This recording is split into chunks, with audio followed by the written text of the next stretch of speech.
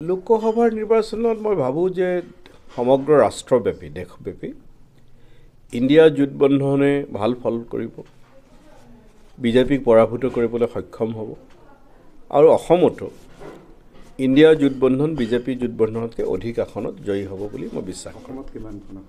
মই সংখ্যা নকওঁ, কিন্তু বিজেপিতকৈ ইণ্ডিয়া জোটবন্ধন বেছি আসন পাব। আব্দুল খালেক ডাঙৰীয়াই কোনো সমষ্টিক কি কৰি মনোনয়ন দিয়া নাই বা প্ৰাৰ্থিত্ব বিচৰা নাই, কোন সমষ্টিত আব্দুল খালেক ডাঙৰীয়াই? মই পাৰ্টিক কৈছোঁ যে মই খেলিম য'ত পাৰ্টীয়ে খেলিবলৈ কয়। মই সমষ্টিৰ নাম দিয়া নাই হয়, কিন্তু মই খেলিম বুলি কৈছোঁ, মই পলোৱা নাই। পাৰ্টীয়ে য'ত খেলিবলৈ কয়। বৰ্তমান মই ধুবুৰী সমষ্টিৰ ভোটাৰ, কিন্তু বৰপেটা সমষ্টিৰ মই MP। পাৰ্টীয়ে য'ত খেলিবলৈ কয়, ধুবুৰী বৰপেটা বা অন্য কোনোবা সমষ্টি য'তে খেলিবলৈ কয় তাতে খেলিম।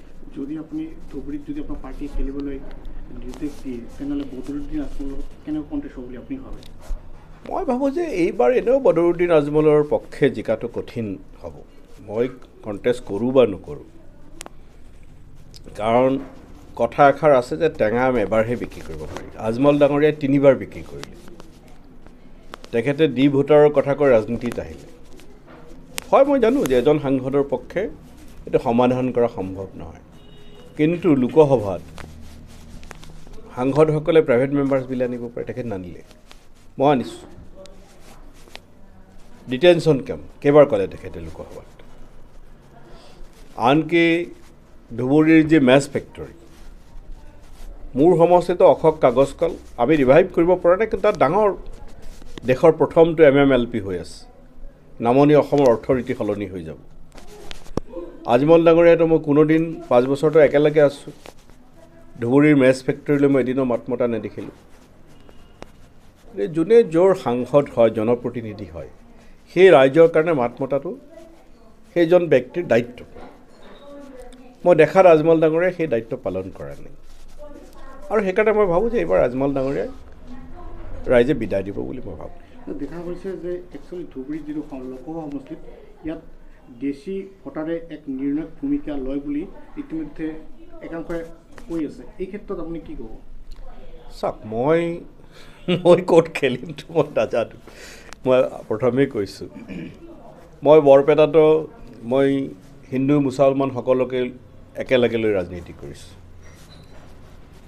আৰু ধুবুৰীতো মই ভাবোঁ যে ধুবুৰীৰ যেতিয়া লোকসভাৰ কথা কয়, দেশীয়ে কওক বা চৰ চাপৰি লোকসকলৰ কথাই কওক বা ইয়াৰ আমাৰ হিন্দু ভাই ভনীৰ কথাই কওক, যিজন জনপ্ৰতিনিধি হ'ব তেওঁ সকলোকে লৈ ধুবুৰীৰ উন্নয়নৰ কথা চিন্তা কৰিব লাগিব।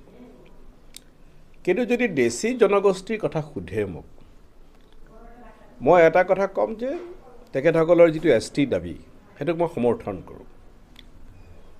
কাৰণ ট্ৰাইবেল নেচাৰ যিখিনি আছে, কোচ ৰাজবংশীসকলৰ যিদৰে ট্ৰাইবেল নেচাৰ আছে, দেশী জনগোষ্ঠীৰ লোকসকলৰো আছে।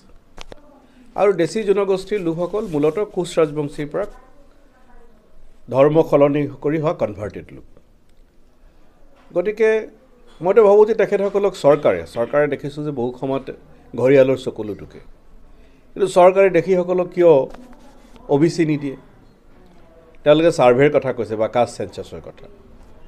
চৰকাৰে এইটো কথা কওক না। মইতো প্ৰথম ধন্যবাদ দিম যে না, আমি দেশীসকলক আমি OBC দিছোঁ, মই প্ৰথম ধন্যবাদ দিম।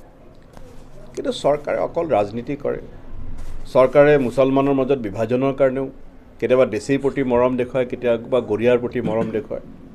চৰকাৰে যদি এই কথা ক'লেহেঁতেন যে মেডিকেলত দেশী জনগোষ্ঠীৰ কাৰণে 5টা ছিট ৰিজাৰ্ভ কৰিম, মেডিকেলত গৰিয়াৰ কাৰণে 5টা ছিট ৰিজাৰ্ভ কৰিম, মেডিকেলত মৰিয়াৰ কাৰণে 5টা ছিট ৰিজাৰ্ভ কৰিম, মই প্ৰথম ধন্যবাদ দিলোঁহেঁতেন। মই দেশীয় নহয়, গৰিয়াও নহয়, মৰিয়াও নহয়, কিন্তু মই চৰকাৰক ধন্যবাদ দিলোঁহেঁতেন। কিন্তু চৰকাৰে সেইবিলাক কথা নকয়। চৰকাৰে খালি কেনেকৈ মানুহৰ মাজত কাজিয়া লগাব সেইটোৰ লক্ষ্যৰে কাম কৰে। আমি বিচাৰিছোঁ যে চৰকাৰে দেশীসকলৰ উন্নয়ন কৰক, ভাল পাওঁ। আৰু মই যদি কেতিয়াবা নিজে চৰকাৰত সোমাওঁ, মইতো যুঁজিম দেশী জনগোষ্ঠীক OBC, ইমিডিয়েটলি OBC, পৰৱৰ্তী সময়ত ST, তেওঁলোকৰ কাৰণে মেডিকেল ছিট ৰিজাৰ্ভ হ'ব লাগে, কাৰণ এইটো এটা অনুন্নত জনগোষ্ঠী। ইঞ্জিনিয়াৰিঙৰ ছিট ৰিজাৰ্ভ হ'ব লাগে, কিন্তু আমি বৰ্তমান চৰকাৰত নাই। গতিকে আমাৰ পক্ষে কৰা কঠিন আছে।